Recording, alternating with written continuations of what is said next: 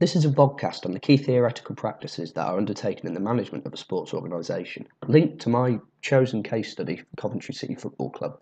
My focus will be to analyse Coventry City's management skills and offer recommendations based on my findings. Coventry City Football Club is a private limited company founded in 1883 and joined the Codified Football League in 1919.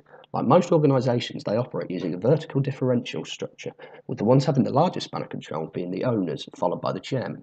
Their most famous moment as a club was winning the 1987 FA Cup final, to this day being their only major honour. Coventry City from the years 1967 to 2001 played in the top flight of English football. In 2005, for the first time in its club's history, they moved from their Highfield Road stadium, situated in the centre of town, into a new 32,000-seat stadium named the Ricoh Arena at the edge of the city. The stadium was initially built by Arena Coventry Limited, the Coventry City Council and Higgs Trust combined, and they would rent it to the football stadium, and more recently the rugby union side Wasps. In 2007, Coventry City entered administration after being forced to pay the Co-op Bank 18 million of the 38 million they owed them.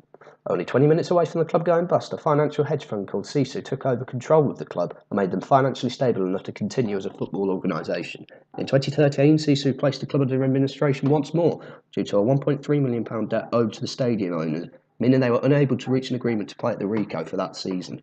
However, the club was taken over by an entertainment group called Ortium Entertainment, and they were made up from the original SEM owners, giving the club more financial control again. Conflict in an organisation is a state of discord caused by the needs, values and interests of two parties. There are various reasons for conflict, as many as plenty of ways to resolve it. Depending on how the conflict is dealt with by the conflicting parties can result in either a high organisational effectiveness or a low organisational effectiveness. If the conflict is at the correct level, this will result in the company's organisational effectiveness being at its peak, allowing for them to become more efficient. The conflict process are the steps that conflict naturally follows. It starts off with the step latent, factors that may have the potential for conflict to occur. This can happen in a variety of ways, such as competition for resources and different goals. It then moves on to the perceived conflict from one of the parties involved. The conflict is felt either with or without the latent conflict being present, and the perceived party feels emotions such as anger, fear and frustration. The felt stage is when the conflict is not only perceived but felt. It is when one of the parties involved begins to be personalised by the actions of the perceived aggressor. The personalisation of the conflict is what generally causes concern within the dysfunctions of conflict. From this point, it moves to manifest. The conflict becomes visible, with statements and reactions being made by the conflicting parties, and they engage in behaviour that evokes response from one another. This may be open aggression or sabotage of each other. And finally, the outcome stage, where it shows whether the conflict has been functional or not, resulting in an outcome. It shows whether the conflict has a positive or negative effect, depending upon how the conflict was resolved. In Coventry City's case, there is clear conflict between two stakeholders of the organisation, the owners and the fans. The latent process factors that could become conflicting forces are the club having no progress in 9 years, one relegation, having a poor start to the season after 10 games, the academy in financial crisis, no plan of action, and when investment is made, it's generally a short-term fix. Fans believe that CSO are inhibiting the club from moving forward due to their intentions only being the resale of the club being beneficial to its investors. They have no concern for the position the club are in, and they only want to sell it for a profit. The conflict being felt stage, despite various protests against CSU since 2011, was when on the 21st of September 2016, the Coventry Telegraph made a petition for Put Coventry City Up for Sale, which has attracted over 18,000 signatures, as well as personal allegations on the CSU chief executive, Joy Sepler. This can be seen as a way that the Coventry fans have stimulated conflict to get a result. The manifest stage is currently the stage at which the situation is at now. The fans have shown continued aggression towards the owners, with protests at games including thousands of penny banks being thrown on the pitch against Charlton on October the 15th, causing the game to be stopped for 10 minutes, showing a sign of behavioural manifest in their rigid adherence to rules. The owners are still as of yet to respond to any of the accusations, leading to recently the Coventry City Supporters Group owners wanting the fans to part-own this organisation. The only response so far by the owners is that they released a statement saying they insist the club is not for sale.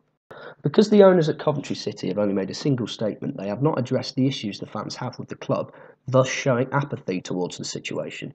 At the moment, their conflict resolution is avoidance, and as a result are utilising a method of blocking behaviour. This shows stubbornness from the organisation to the fans and is their way of conflict resolution. In 2013, Coventry City announced they had entered administration for the second time because of a debt of over 1.3 million due to the owners of the RICO. As a result, the administrators were forced by the owners of the ground to find somewhere else for them to play their home fixtures. Coventry City struck a deal with Northampton to ground share for the 2013-14 season. Playing in Northampton was calamitous for the club, with their attendance being the fourth lowest in any of the Football League, over 2,000 matchday jobs lost at the RICO, as well as the negative multiplier effect taking place within the community of the RICO, struggling mainly due to matchday crowds. However, the move to Northampton did save the club from liquidation.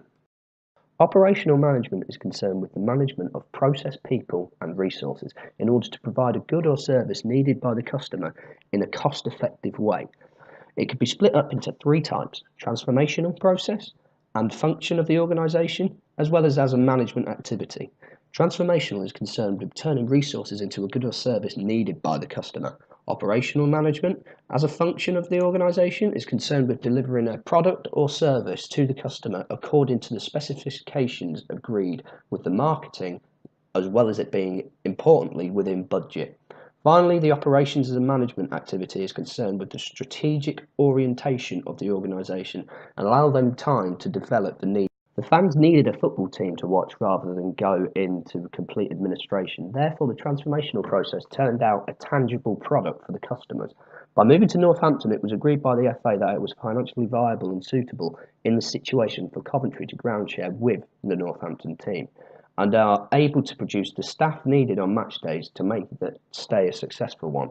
Despite not being what the club wanted nor what the fans wanted moving to Sixfields, it did however keep Coventry running as a football club, and the owners were able to make a deal with the Arena Coventry group to return to RICO the following season.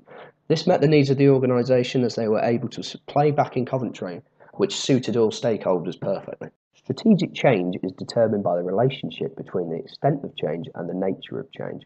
There are four types: adaptation, concerned with a small, gradual change in line with the current business model. Reconstruction is a quick change to the company but does not involve large-scale cultural change. Evolution, huge change due to the company and culture but over a long time. And finally, revolution, which requires rapid change of the majority strategy as well as the culture over a small period of time. The administration and ground share were a lever for strategic change, specifically a case for change, as move to Sixfields was the only way to keep the club running. So based on the motivations of all stakeholders, it was the best decision. Because of the speed in which they were able to acquire the rights to the switch ground and the close proximity to the start of the football season, it was very much a revolutionary strategic move due to the complete business culture moving into a new home. From analysing the organisation's management theories and how they have dealt with the issues around the organisation, it is clear that the owners and chairman need to undergo a leadership change. Because of the fans' now aggressive level of conflict and demands, the best method I would recommend would be collaboration. Get involvement from all employees and outside stakeholders to help make decisions on how to change. This should, as a result, lead to an increased support of ownership and potentially give a high level of organisational effectiveness to the conflict with the fans. It may change the structure to a more democratic horizontal differential. However, this would increase the brand loyalty of the club and make it more appealing for fans to get involved in some capacity with the organisation again. Another issue was there was no identity to the owners, as they had no plan for the club in the long term.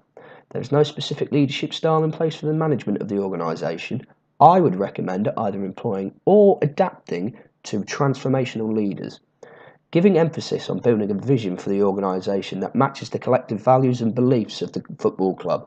This would motivate employees as well as giving the organisation an overall goal to work for, striving towards a vision for the future. This has been my 10-minute vodcast that explains key theory and management of sport organisations related to Coventry City Football Club. Thank you.